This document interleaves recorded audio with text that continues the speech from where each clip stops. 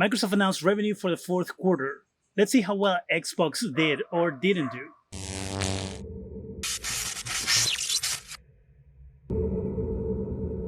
Hi, welcome to Zgadgetreview. Microsoft announced record revenue for the fourth quarter. This, in part, helped by the gaming division, otherwise known as Xbox. Gaming revenue grew by 11% compared to last quarter, and also the growth on sales for the Xbox Series X and S continues to stay strong. They claim that hardware revenue grew 172%, and that, of course, was driven by the next-gen consoles. Now, content fell by 4%, and the reason is because there weren't really any games released for Xbox or exclusively for Xbox. Of course, this is why the decline in revenue when it comes to content. But that should change as the year goes on, because there's new games coming out exclusively for Xbox.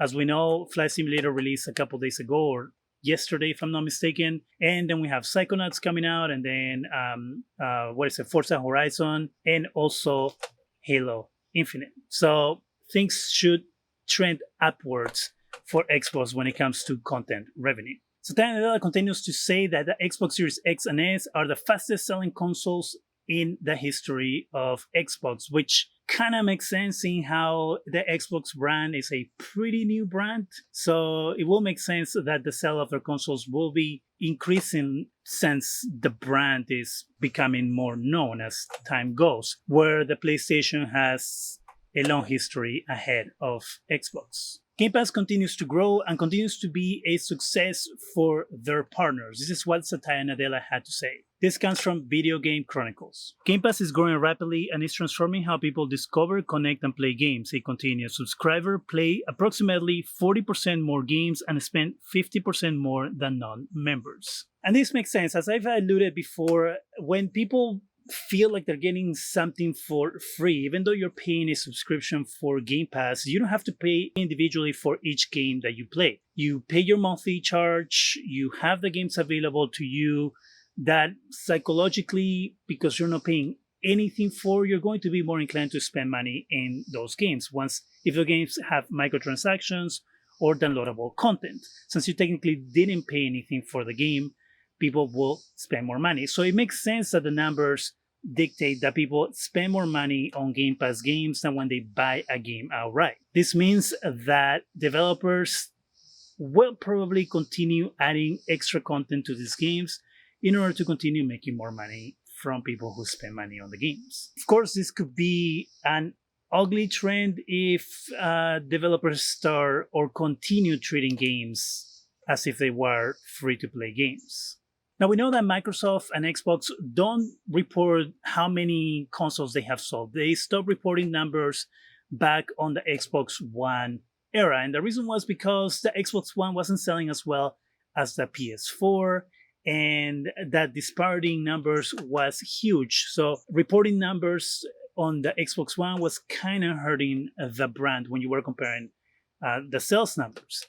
But that doesn't stop other companies from estimating how many units are being sold on Xbox. These numbers were tweeted by Daniel Ahmad. We estimate that the Xbox Series X and S total sell-in was 6.5 million as of June 30th, 2021, compared to our estimate of 5.7 million for Xbox One and 5 million for Xbox 360 in the same timeframe. Supply for Xbox Series X and S improved in the past quarter, with hardware revenue up 20%.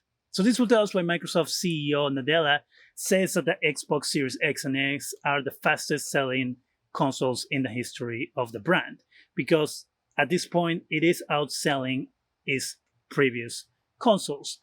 But there is something to know that the Xbox One actually outsold the Xbox 360 at the beginning of its lifetime, but then the Xbox 360 actually surpassed the Xbox One in total sales at the end of its life cycle. So just because it's selling really well right now doesn't mean that it's going to continue to sell really well as the console ages.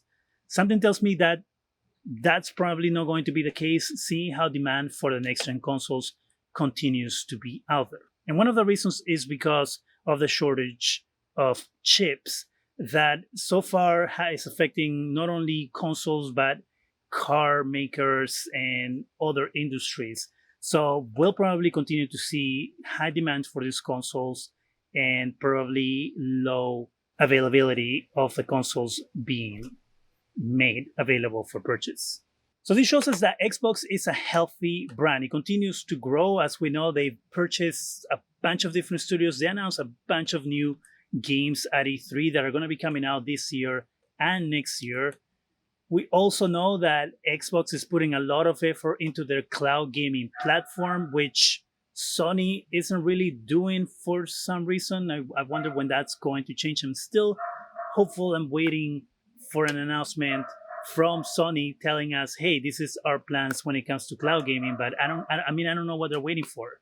Looks like Xbox has a bright future, hoping that everything continues going the way it's going, right? Because, things could turn really ugly really quickly, as we know, based on Xbox One's history.